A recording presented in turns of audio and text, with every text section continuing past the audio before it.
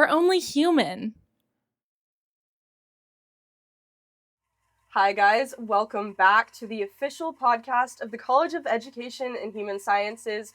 We are only human. Today I am joined by a very special guest and we are actually going to take flight. I have CFI Kaylin Klein here with me. Go ahead and introduce yourself. Hey guys, I'm Kaylin, a flight instructor here at Oklahoma State. I've been instructing here for about a year and a half now, so I'm getting pretty close to that. Trying to get to an airline and fly the big boys. So awesome. So let's do this. Yeah, let's take sure. flight. Yeah, so this is our Redbird simulator, right? We use this for flight training, for like procedural stuff. The first few lessons before the student actually gets in the plane, they'll be sitting where you are, actually flying the plane, right? So you have your yoke right in front of you, right? That's how you're going to be flying, right? And this is your gas pedal, right? So this is your throttle. So whenever you're ready, you can go ahead and put that throttle all the way in, and we'll start rolling. Awesome. You can see over here our airspeed, right? Yeah. It's starting to climb, right? That's good. And once you get to, it's 55, that's your rotation speed. I feel like I'm turning. So use that right rudder pedal a little bit. Okay. There you go. Right, you steer on the ground with that rudder pedal. Right. It's not like a car, it's a different deal. Yes. There we go. Now just start to slowly pull back on that stick. A little bit more. Oh. Yep, a little bit more. Keep it coming. There you go. Oh, we're airborne. Yep, now put that nose down just a little bit, right, so we don't stall out. Yes. There you go. Try not to crash a plane today. Cool. There you go. Now we're in a left-hand turn, right? So go ahead and turn to the right for me. Turn to the right. This is similar to a car in the fact of how you steer it. Yeah, there you go. But so now you're traveling in 3 dimensions, right? Okay. Which is different than a car where you drive side to side and forward and back, right? Yeah. You're going up and down now too, right? Yes. So we have this thing called gravity. Obviously, we know what gravity is, right? Yes. Gravity is going to take us down, right? So gravity is one of the 4 forces of flight. You're overcoming that right now, right? Using what's called lift. And lift is what the wings produce, right? So that's how we're flying. Okay. So whenever you want to climb, you do what's called pitch up, right? So you pull that nose back a little bit. Yeah, and you see that little flag that has a Y right there? Yes. We want to be going at that speed. That's our best climb. So now put that nose down just a little bit. Just a little bit. Yeah, there you go. You're using your pitch attitude, which is the relation of your nose to the horizon, right? Yeah. To manage your airspeed. Because we're at full power, right? So this is what's giving us that airspeed, right? Okay. But now we're controlling it using our pitch attitude. So you're flying based off of that. You're keeping that nose up, so we're climbing. You can see here we're at like 2,300 feet and climbing, so you're doing good. You're doing really good. Awesome. Now we're on a left-hand turn. Do I need to go back to the right? Whatever you want to do. You're the pilot. Wherever I want to go. We are currently flying over Stillwater, Oklahoma. Does it look this cool from above in real life too? It looks way cooler, actually. Yeah, from real life. Yeah, and actually, this is kind of cool. Whenever we're flying around, right, and the airport's really busy, sometimes they'll tell us to extend legs of the pattern, which is just like a racetrack around the runway, and they'll actually use Boone Pickens Stadium as a landmark. So they'll say, "Hey, extend to the stadium," which is kind of cool. So you get to fly over the stadium a lot, over campus and all that. It's pretty cool. But yeah, so you can see here we have the horizon, right? Yeah. A lot of what you're doing as a student pilot in your first few hours of training is in relation to the horizon, right? Yes. So right now we're in a pretty good turn, right? Yeah. So go ahead and turn back to the right a little bit. Yeah, there you go. That was scary. See, that's why we do this, right? Yes. So you don't do this in the plane. How does it compare to flying the real plane? The control movements are the same. This thing doesn't quite mimic the feel, right? There's no real weight to it. Okay. And the plane, there's a lot of feel, which is really handy because our bodies just react on that. There's 3 systems that our bodies use to react to motion, and one of them is just how we feel that motion, how we perceive it, using nerve endings and all that, right? Okay. So obviously we can't really feel that in a simulator, but in the real plane, you do. Like I said, this is really good for learning what happens whenever I just pull that yoke all the way back, right? Yeah. Or what happens whenever I pull this red knob here, right? This is what does the red knob do? So this controls our fuel. Okay. It's called your mixture. It's how much fuel you're putting into the air coming into the engine. Okay. Essentially, it's a fuel air to fuel ratio that we're trying to find. But yeah, there you go. Awesome. You can see over here we have our little map. You can see this is that little blue circle at Stillwater, right?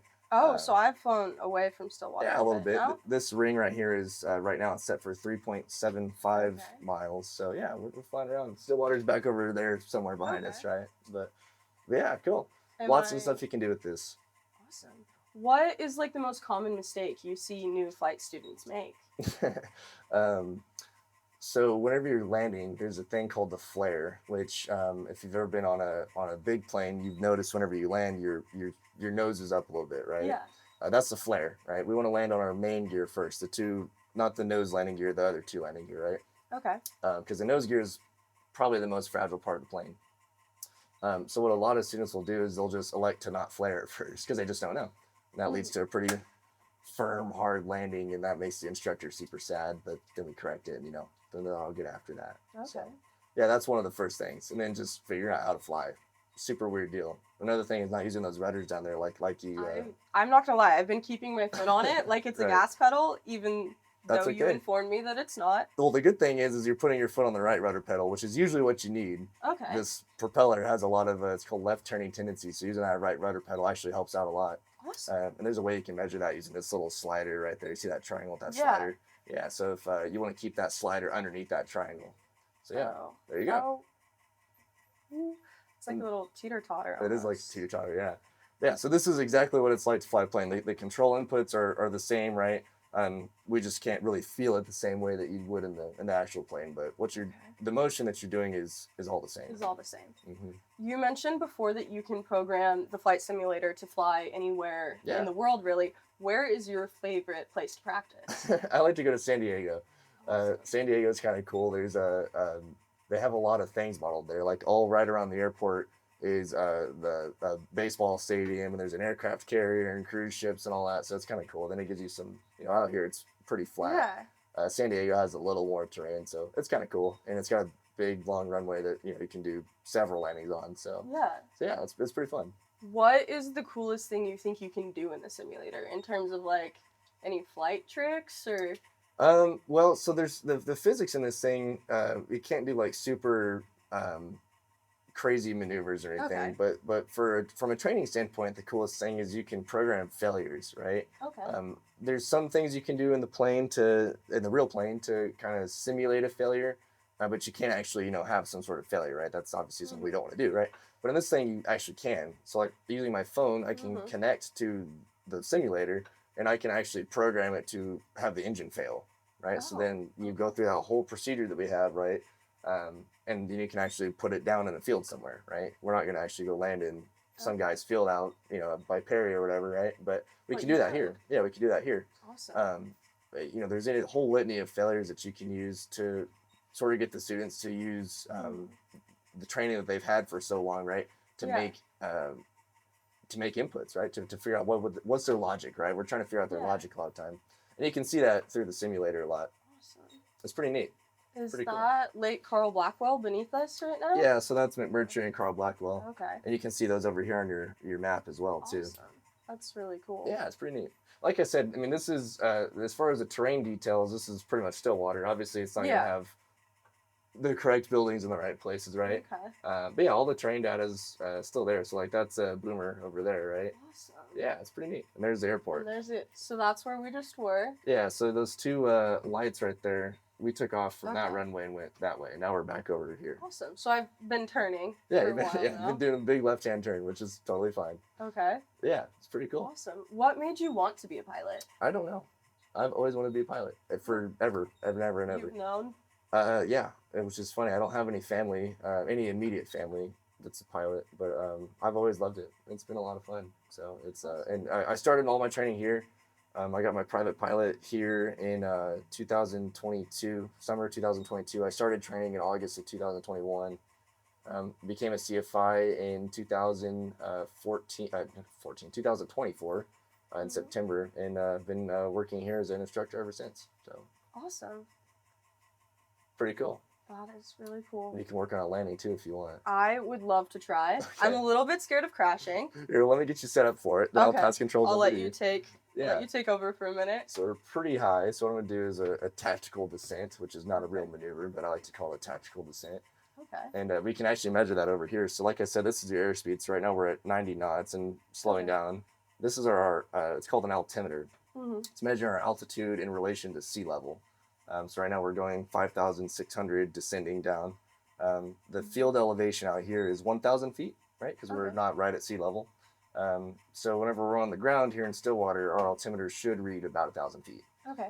And then this shows us our rate of descent too. So right now we're descending at 1,100 feet a minute, right? And that's a pretty steeper descent. Like whenever you're on like an approach in like an airliner, and you're like about to land, you're usually not exceeding any more than like 700 feet a minute per descent. So yeah. So right now we're about 3.5 miles away from Stillwater. I'm just kind of getting you down lower so you can try a landing. Okay. And I'll guide you through it. Biggest thing to note, right, is you're going to need to be flying with one hand. So in your case, you're going to be using your right hand. My right hand. Like that. Then your left hand will be on the throttle over there. So you can control your airspeed. Airspeed is vital, right? That's how airplanes fly. That's not necessarily the speed that we're moving over the ground. That's the speed that we're flying through the air, right? Which is how lift is made, right? So that's really, really important. We do care about how fast we're moving over the ground for the sake of traveling somewhere, but for the sake of flying, just pure flying, it doesn't necessarily matter a whole lot. Okay. So yeah, I'll get you set up down here. Would you say landing it is harder than taking it off? For sure. For sure? Yeah, landing is the hardest part about just learning how to fly. Is that where you see the most crashes on the simulator?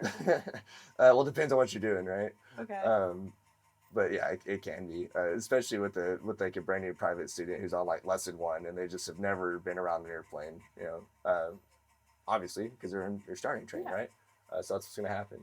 It's still a little bit high. We'll get you down a little bit lower. Okay. And then I'll get you set up on what we call final, which is just you're going right to the runway and you're going to land. And we are going to be landing on what's called runway 17. Okay. Runway 17 is the runway that we probably use the most in Stillwater. Generally. See it over there now. Yeah, it just depends on where the winds are coming from. We always want to land into the wind. Wind helps us fly more, right? Take off and land into the wind. Makes sense. How many hours do you need on the simulator before you transition over to the actual aircraft? Well, I haven't taught private in a while. There's a few lessons. I believe it's 3 or 4 lessons, which that equates to about the same amount of hours, 3 or 4 hours or so. And then we'll let you get in the real plane. And that just depends on the course. That's not like an FAA thing. That's just for us. So okay, your controls. There you go. And remember, use your left hand on that throttle there. It's gonna be a little bit hard because you got this pillar right there, right? Do I just keep the pillar kind of lined up with the runway? Or? Pretty much. Okay. Pretty much. You see those 2 lights right there, that red and white? That means that you're right on glide path. You want to see 2 red lights and 2 white lights. So you're right on it. Yeah. So there you go. Am I descending too quickly? No, you're doing fine. Okay. Whenever those white lights turn to red, that's whenever you know that you're too low. So I would keep that nose up just a little bit more. Yeah.